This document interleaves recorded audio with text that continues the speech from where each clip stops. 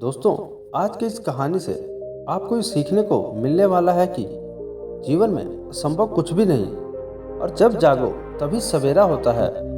अगर आपको ये लगता है कि मैंने बहुत से बुरे काम किए हुए हैं, अब इन गलत कामों को सुधारने के लिए कोई विकल्प नहीं है, तो आपको गौतम बुद्ध की एक कहानी एक बार अवश्य सुननी चाहिए।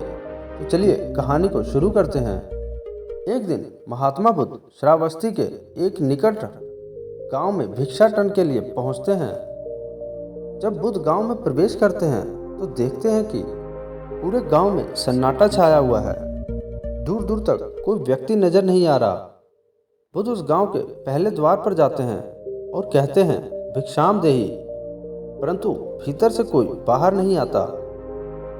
बुद्ध दूसरे द्वार पर जाते हैं परंतु कोई दरवाजा नहीं खोलता। बुद्ध तीसरे द्वार पर भी जाते हैं परंतु उस द्वार से भी कोई व्यक्ति बाहर नहीं आता।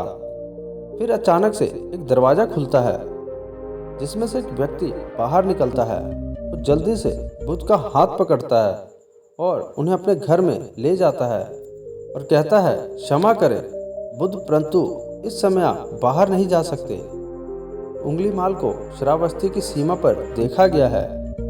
सभी गांव वाले डर के मारे अपने अपने घरों की खिड़कियां, दरवाजे बंद करके बैठे हुए हैं। बुद्ध उस व्यक्ति से पूछते हैं, कौन है ये उंगलीमाल और उससे इतना भय क्यों है?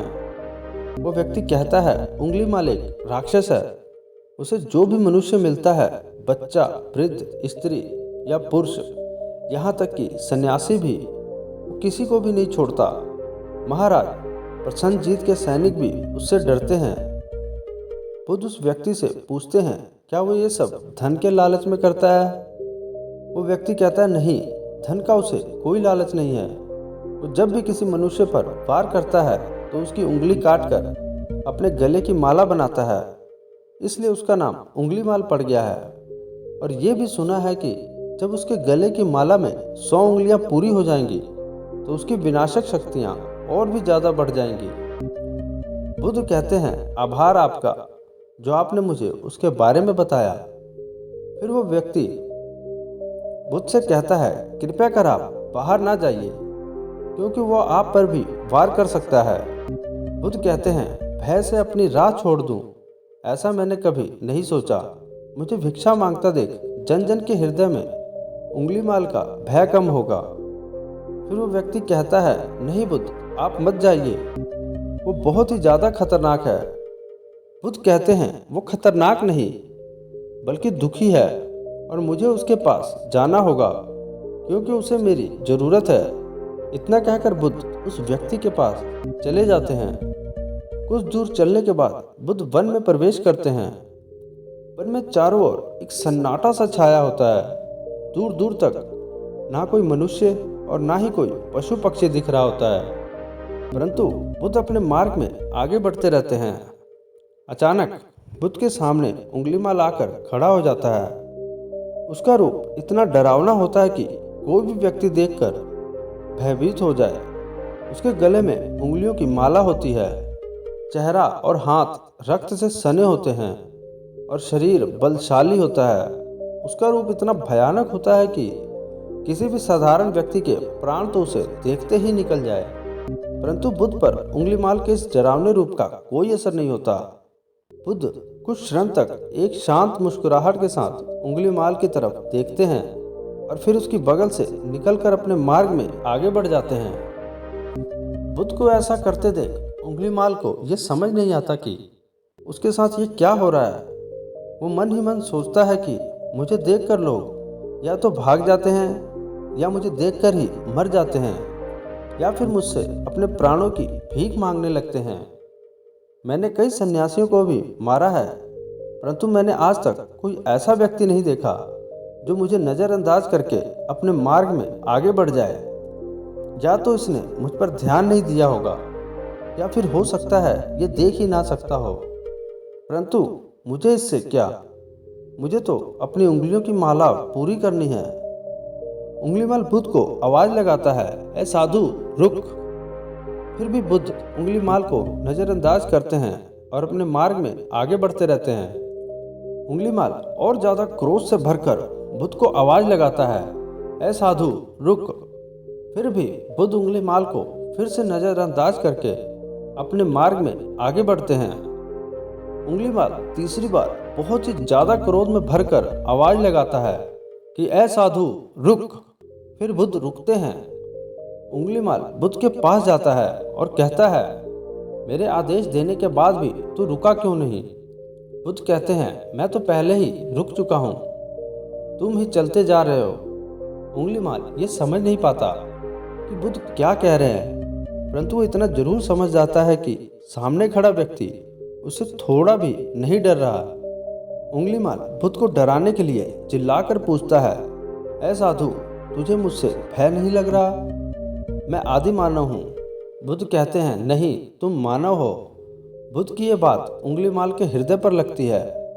पहली बार उसे किसी ने मानव कहा था, परंतु वो इस बात को नज़रअंदाज करने का प्रयास करता है और बुद्ध से पूछता है, ऐ साधु तूने ये क्यों कहा कि तू कब का रुक चुका है, जबकि तू तो चल रहा था, और तूने ये क्यों कहा कि मैं नहीं रुका?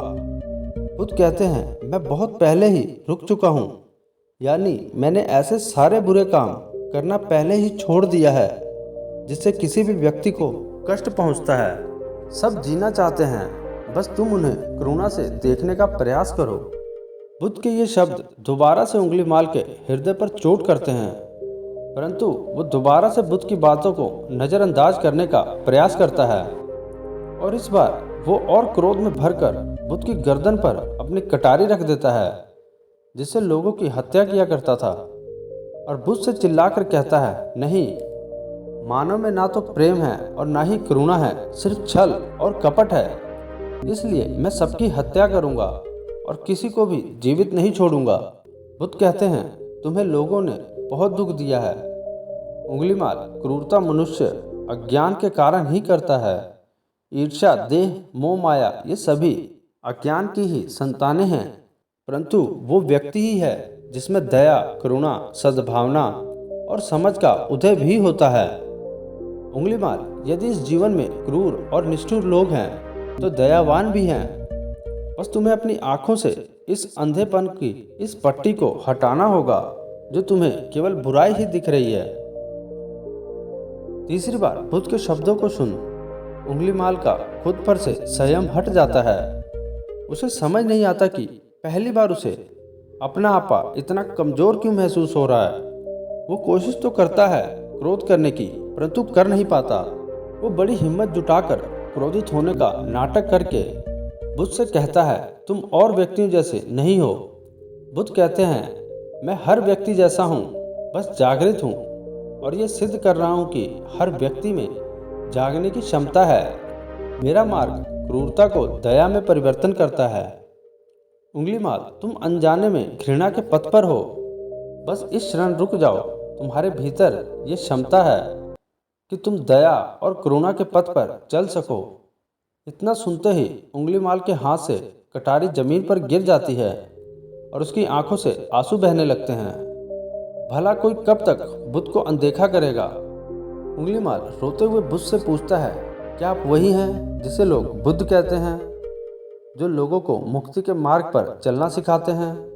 फिर बुद्ध कहते हैं, हाँ मैं वही हूँ और तुम्हें भी मुक्ति के मार्ग पर ले जाना चाहता हूँ। फिर उंगलीमाल कहता है, परंतु मैं अब बहुत दूर निकल चुका हूँ। मैंने बहुत हत्याएं करी हैं और बहुत से पाप किए हुए हैं। अब मैं चाह कर भी वापस नहीं लौट सकता और मेरा वापस लौटना अब असंभव है। बुद्ध कहते हैं, असंभव कुछ भी नहीं, जब जागो तभी सवेरा है। उंगलीमाल कहता है, मैं अब पुण्य जीवन की ओर नहीं मुड़ सकता, बहुत देर हो चुकी है। तब बुद्ध कहते हैं, तुम में इतनी चेतना है कि तुम जानते हो कि जो तुमने अब तक किया है वो बुरा था। इसका अर्थ यह है कि तुम जानते हो कि क्या अच्छा है और क्या बुरा है। उंगलीमाल, जिस दिन से तुमने अच्छा कार्य करना शुरू कर दिया उस दिन से तुम्हारा एक नया जीवन शुरू हो जाएगा। फिर उंगलीमाल कहता है, मैं कितने भी अच्छे कार्य क्यों ना कर लूं, परंतु लोग मुझे उसी दृष्टि से देखेंगे और मुझे चैन से नहीं जीने देंगे। बुद्ध कहते हैं, उंगलीमाल, यदि तुमने हिंसा का मार्ग छोड़ा तो मैं तुम्हें मार्ग दिखाऊंगा और तुम्हारा संरक्षण करूंगा और तुम्हें लोगों की घृणा से भी बचाऊंगा। बस पहला कदम तुम्हें ही उठाना होगा। उंगलीमाल पूछता है कि क्या ये हो सकता है? बुद्ध कहते हैं अवश्य हो सकता है। तुम में असामान्य बुद्धि है उंगलीमाल, तुम परम सत्य के पथ पर बहुत आगे जाओगे। उंगलीमाल रोते हुए बुद्ध के चरणों में गिर पड़ता है और कहता है, मैं आपको वचन देता हूँ कि मैं सारे बुरे काम करना छोड़ दूंगा और आपके पीछे करुणा के पथ पर चलना सीखूंगा। कृपया कर आप मुझे अपना शिष्य बना लीजिए। बुद्ध कहते हैं, मैं किसी को अपना शिष्य नहीं बनाता, बल्कि व्यक्ति स्वयं मेरे संग से जुड़ता है। उंगलीमाल उसी समय बुद्ध का भिक्षु बन जाता है। यहाँ पर एक बात समझनी जरूरी है कि बुद्ध किसी को भी अपना शिष्य या भिक्षु नहीं मानते। जो भी व्यक्ति उनके साथ जुड़ता है वो उसे केवल मार्ग दिखाते हैं और वो उस मार्ग पर चलता है। भिक्षु और शिष्य शब्द केवल संघ से जुड़ने वाले लोगों की पहचान होती है। तो दोस्तों, हमें इस कहानी से ये सीखने को मिलता है कि लोग सोचते हैं कि उन्होंने बहुत सारे गलत काम किए हुए हैं। अब इन गलत कामों को सुधारने के लिए कोई भी विकल्प नहीं है। इस पर गौतम बुद्ध कहते हैं कि चाहे आपने अब तक कितने भी बुरे काम क्यों ना किए हों, लेकिन अगर आप एक विचार को अपने मन में लाते हैं कि अब मुझे कुछ सही करना है, तो वही विचार आपके रूपांतरण का कारण बन सकता है। पर सबसे ज़रूरी बात यह है कि क्या आप अपना पहला कदम उठाने के लिए तैयार हैं? तो दोस्तों, ये कहानी आपको कैसी लगी नीचे कमेंट बॉक्स में ज़रूर बताएं और हमारी इस वीडियो को लाइक करके हमारे इस चैनल को सब्सक्राइब जरूर करें। धन्यवाद।